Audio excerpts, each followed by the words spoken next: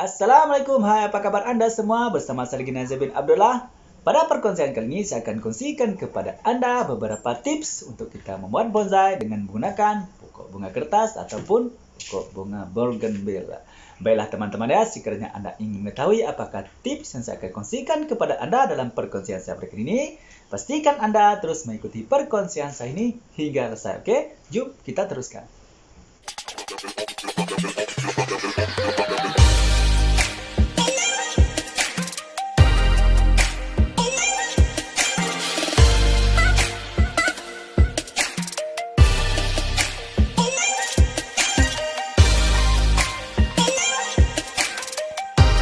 Oke, baiklah teman-teman ya. Seperti biasa teman-teman, di sini saya akan kongsikan kepada Anda semua secara santai-santai, secara bareng-bareng ya teman-teman.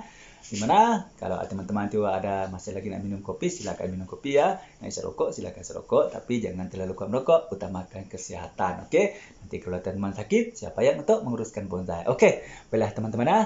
Sementara kita masih lagi dalam ambang PKP ini, dalam zaman PKP ini, kita jaga kita ya, jangan keluar rumah. Sekiranya Anda tidak memerlukan ataupun tidak ada keperluan yang penting ya, stay at home saja. Kita jaga kita. Oke, baiklah teman-teman, kita teruskan ya. Oke, baiklah teman-teman, untuk perkongsian saya pada kali ini saya akan kongsikan kepada Anda semua 5 tips yang kita boleh lakukan ataupun kita sebagai kita panduan untuk rujukan kita membuat bonsai dengan menggunakan pokok bunga kertas ataupun pokok bougainville. Oke, baiklah yang pertama yang perlu Anda lakukan adalah jika Anda ingin membuat bonsai daripada pokok bunga kertas ataupun pokok bougainville adalah pilih bahan yang mempunyai akar yang menonjol, okey, ataupun nampak jelas.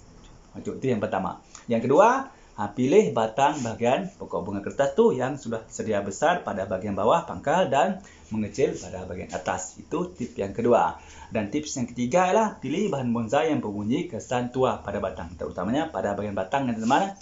Pastikan batang bahan bonsai tersebut sudah memiliki karakter ataupun ciri-ciri tua pada bahagian batangnya. Okey, yang keempat, pilih jenis pokok bunga kertas yang mempunyai saiz daun yang kecil. Okey, dan yang kelima ialah pilih pilih pot yang sesuai ataupun pasu yang sesuai untuk kita meletakkan bahan bonsai kita itu. Okey, baiklah teman-teman. Sekarang saya huraikan secara lebih sedikit ya. Saya huraikan sedikit satu persatu 5 tips yang kita boleh lakukan sekiranya Anda ingin membuat bonsai dengan menggunakan pokok bunga kertas ataupun pokok bougainville. Okey, yang pertama tadi ya teman ya. Yang pertama tadi Yang pertama tadi kita pilih bahan bonsai yang mempunyai akar yang menonjol. Contohnya macam ni teman. Okey, sekiranya Anda mendongkel ataupun sekiranya Anda mempunyai tanaman pokok bunga kertas yang mempunyai akar yang sudah menonjol ya teman. Jadi ini bertujuan untuk memudahkan kita menjimatkan masa untuk kita melakukan program akar. Jadi di sini kita tidak memerlukan program akar lagi kerana akar pada bahan bonsai tersebut sudah ada menonjol, sudah ada kriteria ya teman, iaitu akar yang berkeliuk-liuk macam tu dan menonjol dan jelas kelihatan. Ini bermaksud akar bahan bonsai tersebut tidak tertimbus di dalam tanah, sudah terkeluar di atas tanah. Itu adalah tips yang pertama tadi ya. Kita pilih bahan yang mempunyai akar yang sudah sedia menonjol. Boleh ikut ya? Faham? Okey. Tips yang kedua ialah mempunyai batang yang di mana keadaan batang bahan bonsai tersebut mempunyai besar bahagian pangkal bawah dan mengecil pada bahagian atas. Kerana mengikut dalam keadaan semula jadi ya tuan-tuan, ya teman-teman ya. Pokok yang sudah tua biasanya kebiasaannya ya teman akan memiliki bahan besar pada bahagian pangkal dan mengecil pada bahagian ujung atas.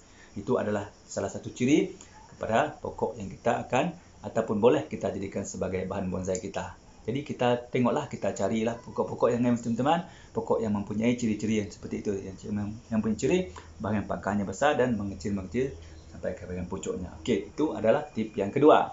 Dan tips yang ketiga teman, kita pilih bahan bonsai contohnya pokok bunga kertas teman, sudah mempunyai karakter kesan tua ya, kesan tua, sama adanya berliuk-liuk, berbonjol-bonjol ataupun ada bahagian yang sudah buruk ataupun ada berlubang-lubang, terutamanya pada bahagian batang besar teman di pangkal bawah tu ya. Bahagian itu kita perhatikan.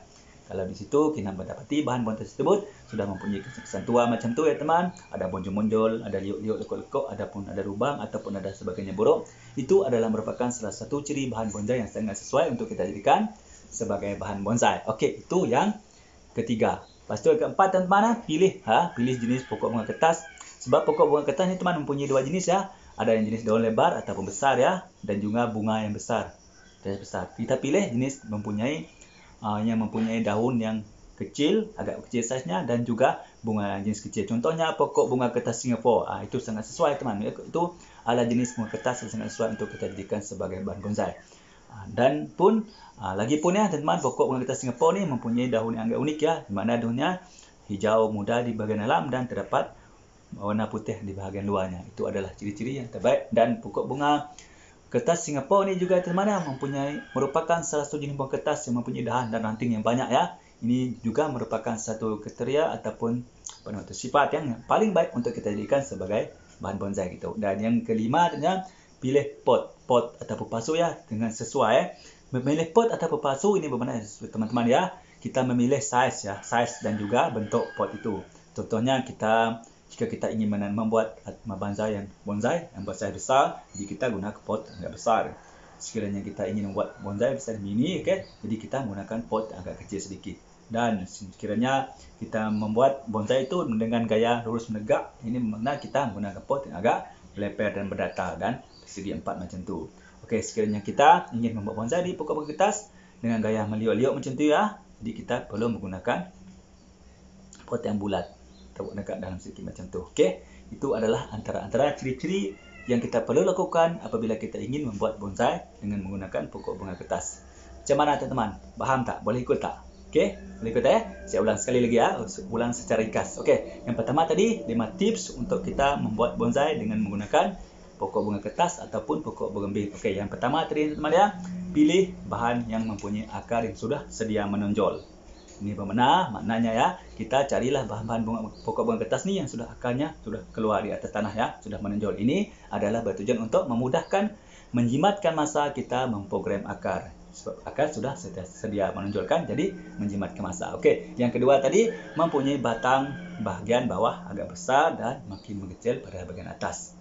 Okey, itu yang kedua. Ada yang ketiga ya, pilih bahan bonsai yang mempunyai kesan tua pada bahagian pangkal ataupun batang pokok tu yang ke sana. Contohnya ada meliuk-liuk, ada bonjol-bonjol, ada bahagian buruk, ada lubang-lubang. Itu adalah merupakan ciri-ciri ataupun kriteria yang sangat perlu dijadikan kita panduan untuk kita mengambil ataupun kita mencari bahan pokok bunga kertas untuk kita jadikan sebagai bahan bonsai. Dan tip yang keempat tadi teman-teman ya, kita pilih pokok bunga kertas yang mempunyai daun yang bersaiz kecil. Contohnya seperti pokok daun dan juga bunga kecil. Seperti pokok bunga kertas Singapura. Itu merupakan salah satu pokok bunga kertas yang sesuai untuk kita jadikan sebagai bahan bonsai kita yang mempunyai daun kecil dan bunga kecil. Dan yang kelima teman-teman, pilih pot yang sesuai. Ini maksudnya kita memilih pot berdasarkan saiz bonsai yang kita akan buat ataupun kita tanam ataupun kita programkan. Contohnya kita membuat program yang besar, kita gunakan pot yang besar. Kalau kita buat yang mini, kita gunakan pot yang mini yang kecil. Okey.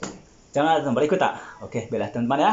Saya rasa cukup sampai setakat ini dulu untuk perkongsian saya pada kali ini, iaitu 5 tips yang kita boleh lakukan ataupun kita boleh perhatikan apabila kita ingin membuat bonsai dengan menggunakan pokok bunga kertas ataupun pokok bougainville. Okey, baiklah teman-teman ya. Seperti biasa teman-teman, sekiranya anda merasakan perkongsian daripada saya pada kali ini bermanfaat untuk anda semua, ini terutamanya untuk anda seorang pemula ya teman, yang sangat meminati pokok bunga kertas dan sangat meminati bonsai, ingin membuat bonsai dengan menggunakan pokok bunga kertas. Ini adalah tip-tip yang anda sangat perlukan. Dan pastikan anda ya, tekan tombol subscribe dan tekan tombol loceng supaya anda menjadi orang pertama akan dapat mengikuti perkongsian terbaru daripada channel saya ini. Terus pertamanya berkaitan dengan alam perbonsaian. Baiklah teman-teman, ingat ya, pokok bunga kertas juga merupakan salah satu jenis bunga yang sesuai untuk kita jadikan sebagai bahan bonsai yang sangat bernilai tinggi dan cantik. Okey, baiklah teman-teman, sekiranya anda memiliki cadangan ataupun persoalan ya teman-teman, sila tulis di ruang komen ya. InsyaAllah saya akan menjawab pertanyaan anda itu. Baiklah teman-teman ya, seperti biasa teman-teman, bagi anda tu yang masih lagi belum subscribe ya teman-teman, silalah subscribe ya, kerana subscribe itu sangat gratis, gampang dan mudah. Sama-samalah kita berkongsikan ilmu yang bermanfaat. InsyaAllah kita juga akan mendapat manfaatnya nanti. Baiklah teman-teman, seperti biasa teman-teman ya, sebelum saya mengakhiri perkongsian saya pada kali ini, mari kita sama-sama berselawat kepada kekasih kita Nabi Muhammad SAW. Mudah-mudahan kita mendapat syafaatnya dari dunia akhirat. Jom kita sama-sama berselawat. Bismillahirrahmanirrahim. Allahumma salli ala Sayyidina Muhammad wa ala alihi wa sahbihi wa barik wa sallim. Mudah-mudahan kita mendapat syafaatnya. Dan mudah-mudahan kita di antara umat yang dicintai oleh Nabi Muhammad sallallahu alaihi wasallam. Amin. Baiklah teman-teman, saya rasa cukup sampai setakat ini dulu. Mudah-mudahan manfaat ya, walaupun secara ringkas atau barang-barang santai-santai saja. Insyaallah ya, mudah-mudahan manfaat untuk Anda semua. Baiklah teman-teman, saya cukup sampai setakat ini dulu untuk perkongsian daripada saya pada kali ini. Insyaallah saya akan bawa Anda lagi perkongsian baru dalam perjumpaan saya akan datang. Baiklah teman-teman ya, salam satu bi, salam bonsai, bye-bye.